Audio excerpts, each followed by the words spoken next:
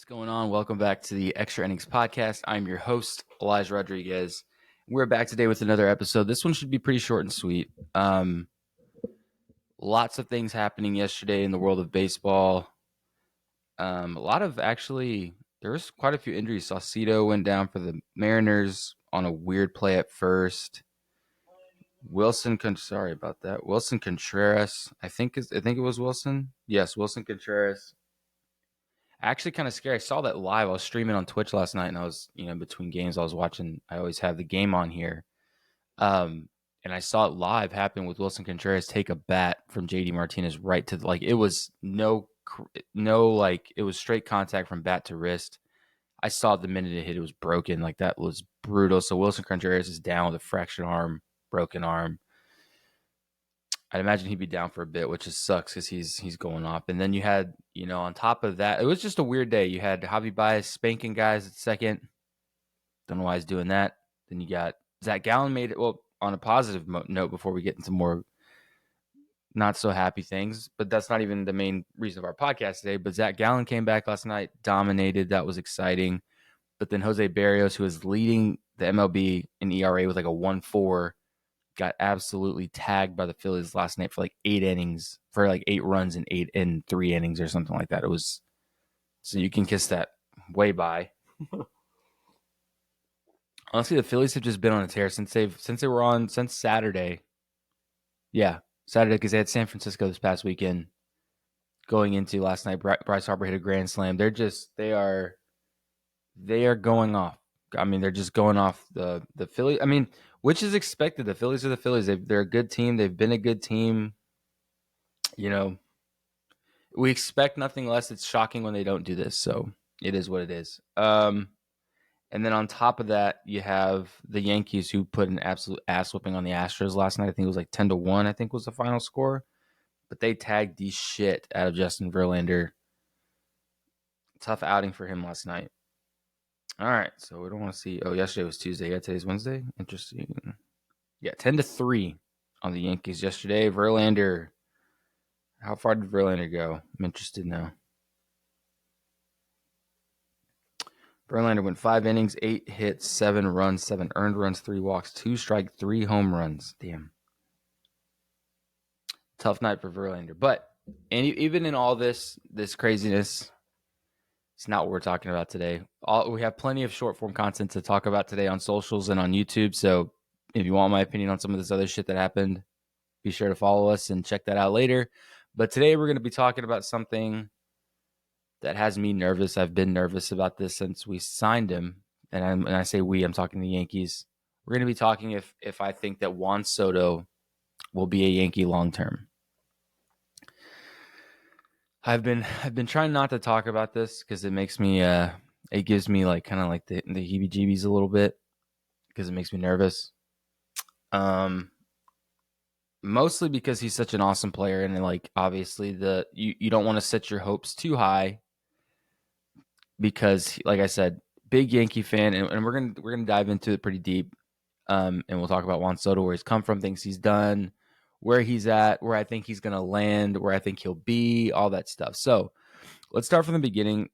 When all this happened, there were rumors flying that the Yankees were going to be in high talks with Soto back in November of last year, right after the season, because obviously he signed whatever deal he had with San Diego was not going to stay. He was not going to stick, and we knew that he was going to.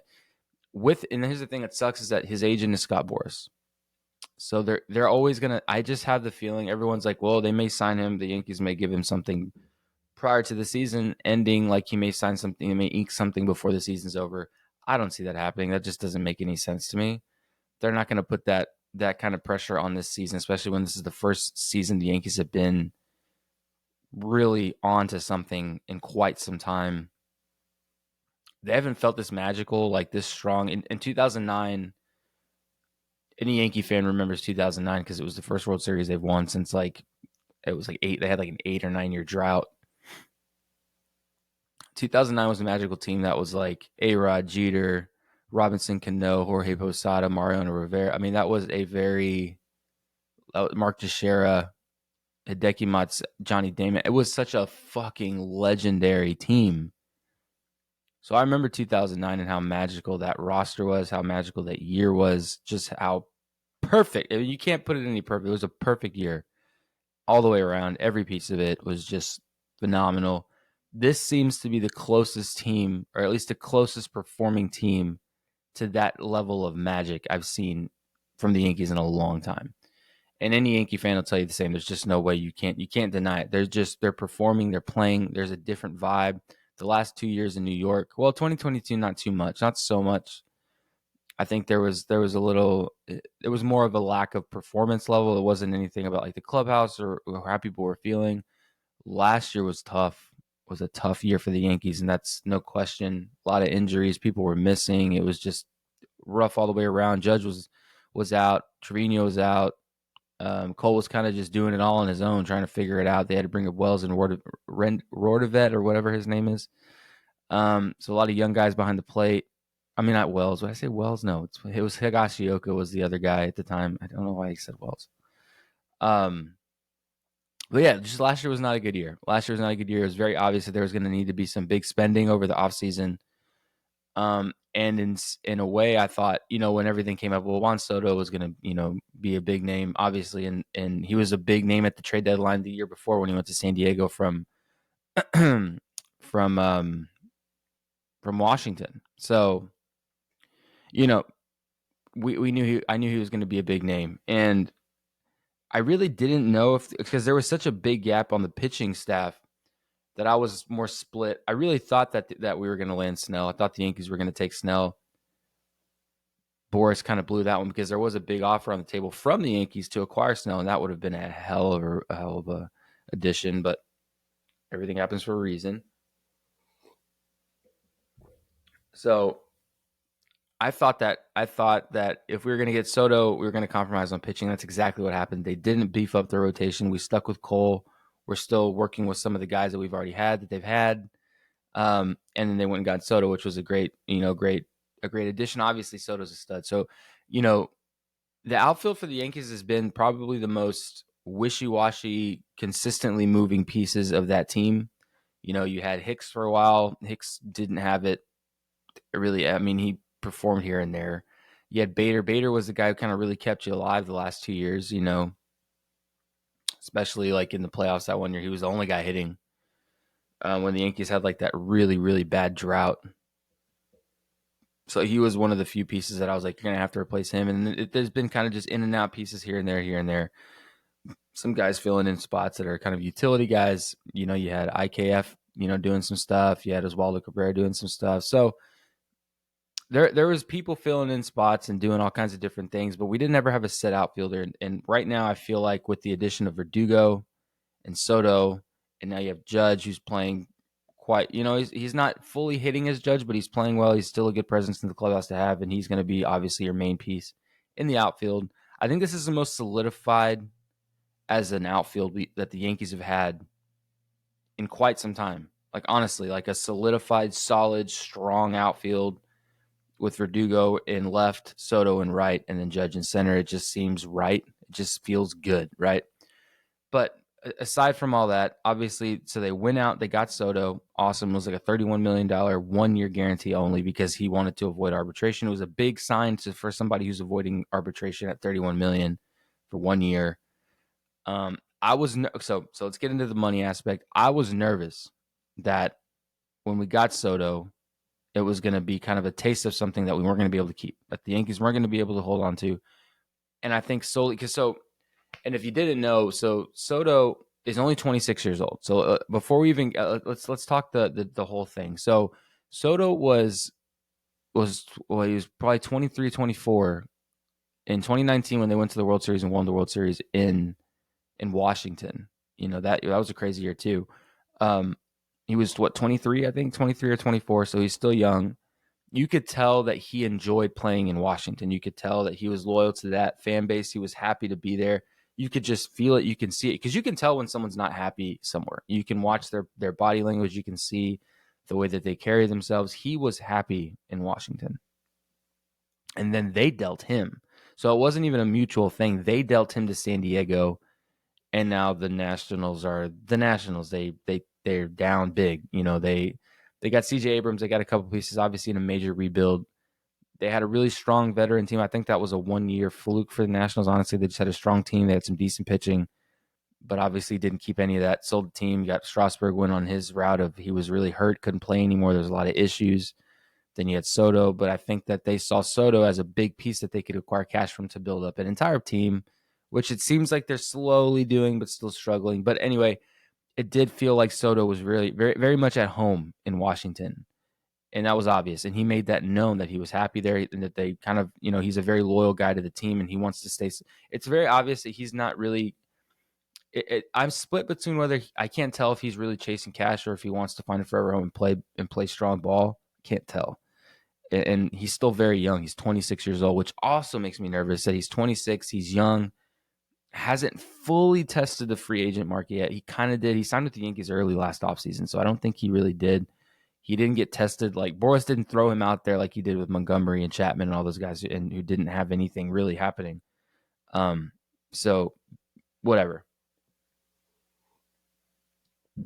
Anyway, so the Nats deal him to San Diego for Abrams and a couple other pieces. But I always knew that the San Diego move was never forever. He was never going to stay there. I remember he gets over to San Diego and he struggled for a couple months. He just wasn't. Juan Soto didn't fit. Hader went over there too, and Hader didn't really fit. Padres are a weird. It's a very specific demographic that fits on that club that works. I think right now with what they have, they've got a good group of guys that are gelling, that are working, so that works. But they're a weird. Some guys don't fit there. It almost feels like New York. Some guys don't fit in San Diego. Some guys do. What they seem to have now seems to work. But Soto just never seemed right there. So when he came up for obviously the year's up, his contract's up. I knew he was going to move. It was obvious. Obviously they signed him to a massive deal, the Padres, and then let him go after that. So, which was a big move, and it gave Juan Soto a chance to compete because obviously he wasn't competing in Washington after the 2019 year. So whatever. But so he gets put up on the free agent market. Yankees steal him away, $31 million 1 year, which was probably Scott Boras is doing because I really feel like Scott Boras is trying to get fucking fat paid after this season with Juan Soto because I'm sure that they're going to test. And I've talked to a couple people who have asked me, "Do you think Juan Soto stays? Do you think Juan Soto stays?" And that's the big question, right? Do they ink him halfway through? Are they going to do something? I don't think they're going to sign anything this year. I think they're going to just, if they were smart, they would just be like, play the year. Let's see what happens. Cashman at the beginning of the year was very adamant because obviously Cashman will be Cashman, dude. He'll make some really great moves, and you're just like, wow, that was pretty impressive. And then he'll do some shit where you're just like, what the hell, dude? What were you thinking? And obviously, we're not in those rooms. We're not on the flies on the wall hearing these conversations or what's behind the scenes. From the outside looking in, sometimes some of those deals or ideas, decisions don't always make sense. It happens, right? We're not there. We're not hearing it. We don't look at the financials. We're not.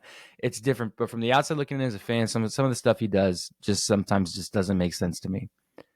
Soto was a great move. Some of the other moves he made to get Soto, I was like, pitching staff's going to take a hit, but we need the offense. The Yankees needed the offense. So we get Soto, and everyone's like, they got to sign him halfway through because then he just started going off because everything's all and this is a thing we've seen numerous times as a Yankee fan. You get a guy who's strong, who plays well, and you're like, yes, we're happy. And then he comes in real life, and then you forget that he's playing in the Bronx, he's playing in New York, and sometimes it's just not built for everybody. They're not built to play in New York, and that happens. So I was like, you know what? Great signing, Juan Soto. Sounds fun, sounds good. He's a great player, drops nukes. He's solidified himself as a solid power hitter in the big leagues at such a young age. Exciting. But I will say nothing. Spring training means nothing till he gets to New York, and let's see how he plays. Obviously, the first series of the year was in Houston, so we still didn't even see him play in New York, but he still went off then, threw the guy out in the first game of the year. So it was exciting. And then he came to New York, and it didn't faze him one bit. He fit in. It fit like a glove. It was perfect. And that's when everyone started saying, will they sign him mid-year? Are they going to put a big thing out there?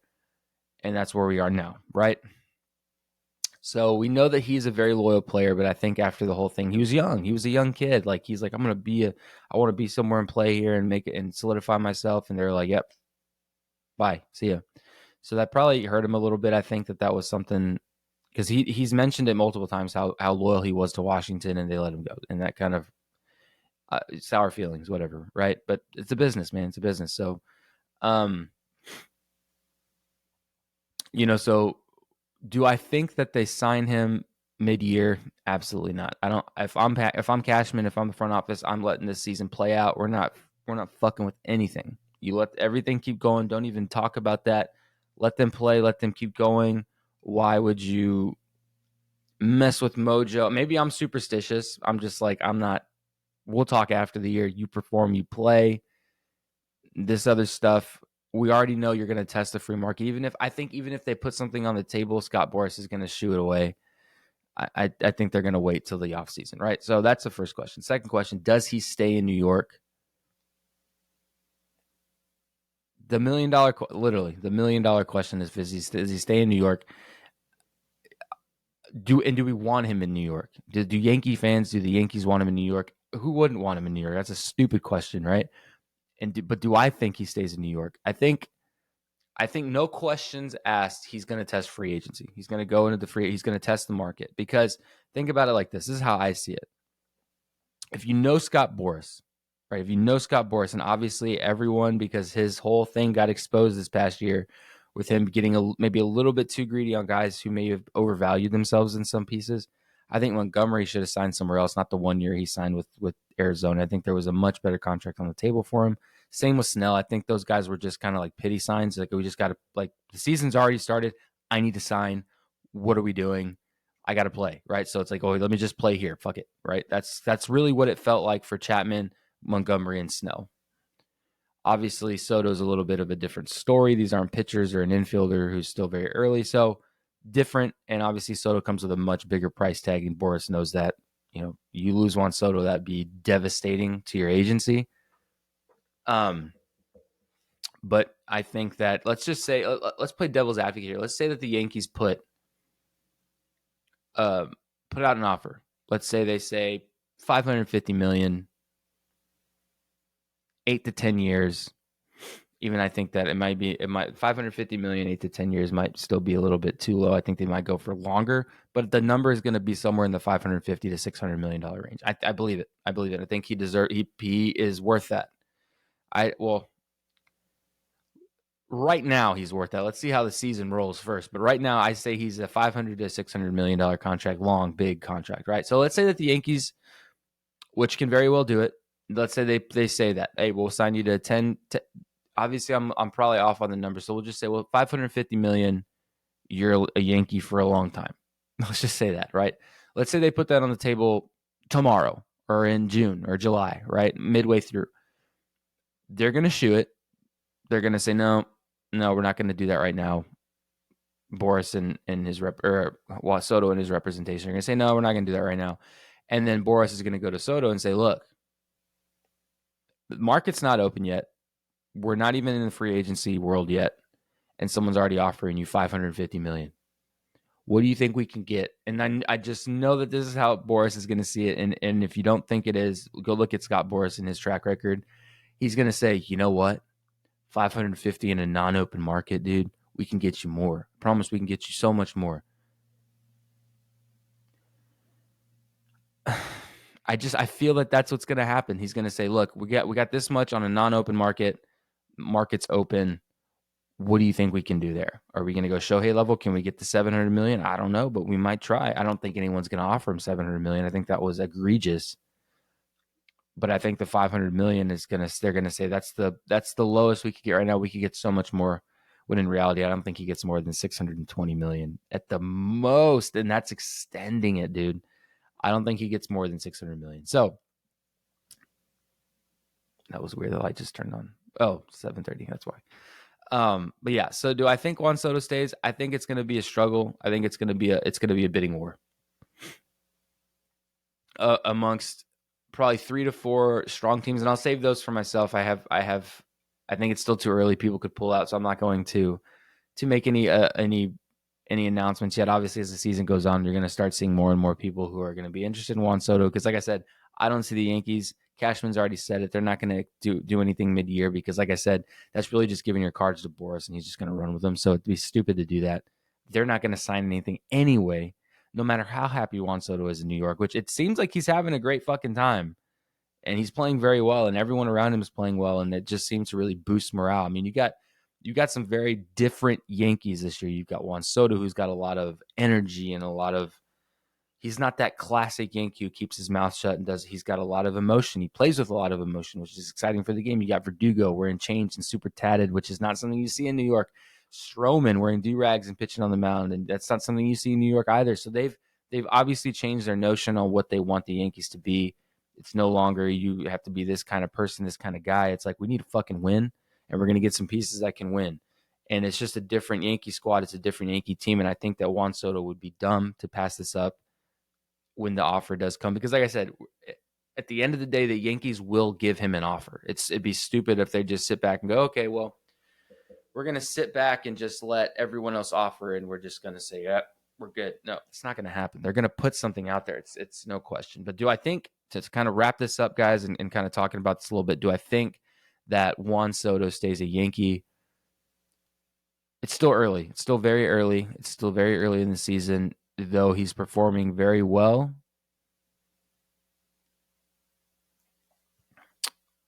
I kind of feel bad because I really feel like I don't have a decision, but I've just had so many people asking me about Soto that I feel like I had to talk about it. So I was like, I think that if the season ends well and he plays well and everything goes according to plan, just giving off of the person he seemed to be in Washington when he was like very happy to be there and he was excited and everything seemed right and it was like yes, yes, and then they traded him and he was apparently heartbroken and broken about that whole situation. If he's happy somewhere, I see him signing there. I think if he's happy in New York, and you'd be dumb to think that it's rare to be able to perform in New York. Not everyone can play in New York City. So for him to be able to play in New York City seems like a green flag. Like you're like, hey, dude, like you should stay here. It works. You're happy. It's the biggest stage in baseball. Like where else would you want to be? Like being a New York Yankee is so much more than just like, it's just a different level. Like, and people don't understand that. And this is what I'm gonna wrap it with. Like as a Yankee fan and a lover of baseball and knowing the game, everyone knows that being a Yankee is so much more than just like I'm playing big league baseball, as opposed to, I'm not shitting on anybody who plays for a team like this, plays for the Reds or the Brewers or whoever. Like the Dodgers have that same kind of like stature, but being a Yankee is just it's just you're the fucking Yankees, bro. It's a legendary franchise. It's the fucking Yankees, dude. Like the New York Yankees, the biggest stage in baseball. So for me, it's like, okay, do I think Juan Soto stays? And this is how I'm going to kind of tie it all in together. If you're looking for, as Juan Soto playing, he has this feeling of he can play to any level. He can hop it up. He can get it up there. He can perform. He's clutch in any situation. He's going to compete. What other stage would you want to do that on other than in the Bronx at Yankee Stadium in New York City, the biggest fucking stage in baseball? Like, no matter how much money someone's going to offer you, the Yankees are probably going to ballpark it. They're going to be pretty damn close. And the stage doesn't get bigger. You are at the top of the top. What's more besides making a big ass paycheck and going somewhere less? That's how I feel it. So do I think he signs? I think he signs a big ass contract. I think he stays a Yankee for a really, really long time. But again, time will tell with Scott Boras and everything that happened this past year. I'm very split. I don't know what's going to happen, but I have a gut feeling that he's going to be a Yankee for a long time because again, the stage doesn't get bigger. The money's going to all be relative. You're talking maybe hit or miss a couple million here or there. But I think the Yankees ballpark a really good offer. And I think that Soto stays happy as a Yankee with the pieces they put together. And I think he stays a Yankee for a long time. But that's my thoughts. That's how I feel. You guys let me know what you think. Like I said, he's been putting up great numbers for a long time. San Diego, he had that little stint where he just like was in a really bad slump, then picked it back up. And then again this year, he started right back. He's the Juan Soto we saw in Washington in 2019, 2020. So, well, 2020, I guess, was kind of hit or miss. But 2019, he fucking went off on that World Series team. So he's the Juan Soto that everyone was accustomed to seeing. He's the Juan Soto that drops tanks, plays with emotion. He's happy. He's excited. That's the Juan Soto we wanted. That's the Juan Soto we got. And I think that's the Juan Soto that the Yankees will continue to keep bringing out because, like I said, it's a big stage. He fits in absolutely perfect. So, anyway, guys, Juan Soto, I think, in my opinion, signs a $500 to $600 million contract at the end of this year. It won't be during the year because, like I said, that's going to be a waste of time. But I think he is a Yankee for a long time. But thanks for listening, guys. If you have any thoughts, anything you think I'm wrong, go to YouTube, comment on this. Because, like I said, these videos are always live on YouTube as well as Spotify and Apple, but you can't comment on there. So let me know what you think. I'll probably be posting a short about this on social. So if you don't follow us on socials, follow us on TikTok, Instagram, Twitter, and then as well as YouTube. So like, follow, subscribe, guys. And thanks for listening. We'll catch you guys in the next one.